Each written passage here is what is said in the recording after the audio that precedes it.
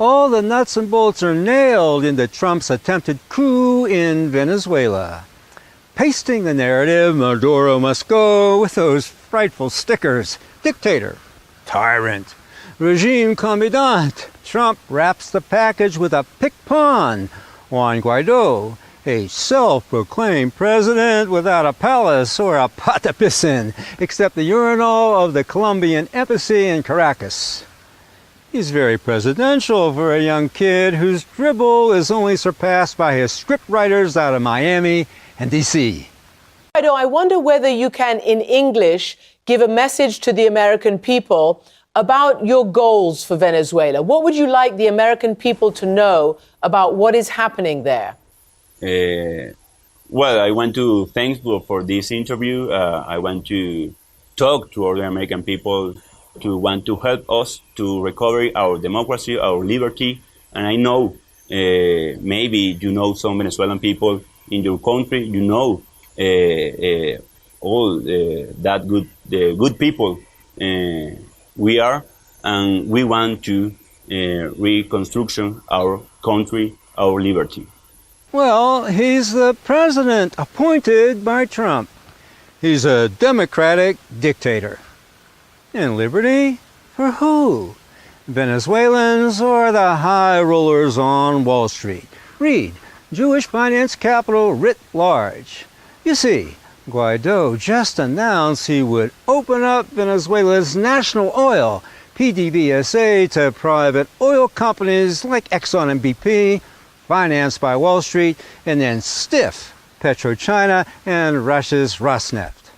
Bolton, who shills for the Zionist Organization of America, likes it like that. We're in conversation with major American companies now that are either in Venezuela or, in the case of Citgo, here in the United States.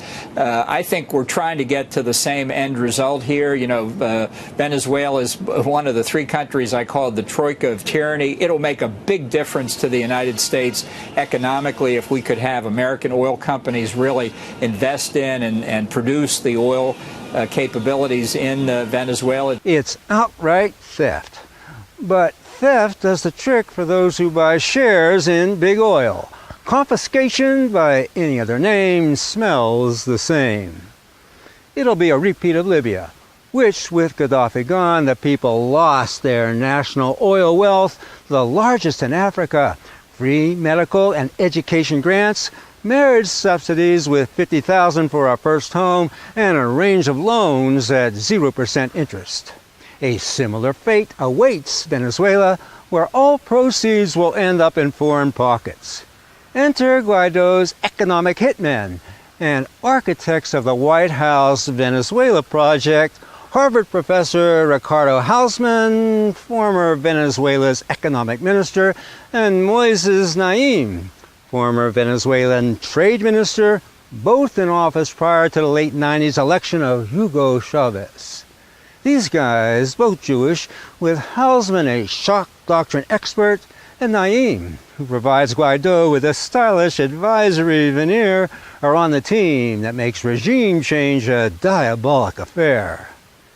There's Elliot Abrams, too, Trump's pick to bring democracy to Venezuela, who, with his rule in Latin America's dirty wars, spat all over democracy, which left some 75,000 murdered in El Salvador.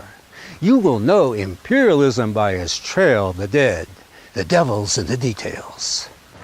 Yesterday, the devil came here. Right here. Right here.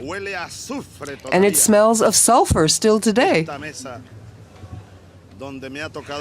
This table that I am now standing in front of. Yesterday, ladies and gentlemen, from this rostrum, the President of the United States, the gentleman to whom I refer as the devil, came here, talking as if he owned the world. Truly, as the owner of the world. I think we could call a psychiatrist to analyze yesterday's statement made by the President of the United States. As the spokesman of imperialism, he came to share his nostrums to try to preserve the current pattern of domination, exploitation, and pillage of the peoples of the world. That devil's all dressed up today with no place to go except to dominate and steal. He's wrapped in an American flag and appears in the likeness of a State Department buffoon. A nasty thing at national security and a criminal with neocon credentials inscribed in blood. The devil's headed south of the border to pillage in a way never seen before in an in-your-face coup to cripple Venezuela's economy, serve up a despised Maduro, and as Trump puffed off about Iraq to take the oil. My take? It's a botched-up coup. It's not going the way Bolton expects it to. It lacks popular backing. The army rebuffs it, and Guaido's hyped-up protests pale before the packed crowd supporting Maduro.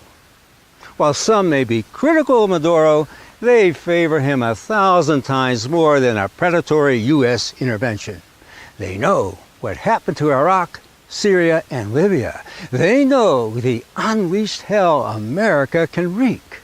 In Guaido, they offer a president without a palace, a wannabe without a vote, a diplomat without a dossier, a pilot without a plane, a captain without a troop, and an applicant without a pot to piss in except for some urinal in a hideaway embassy.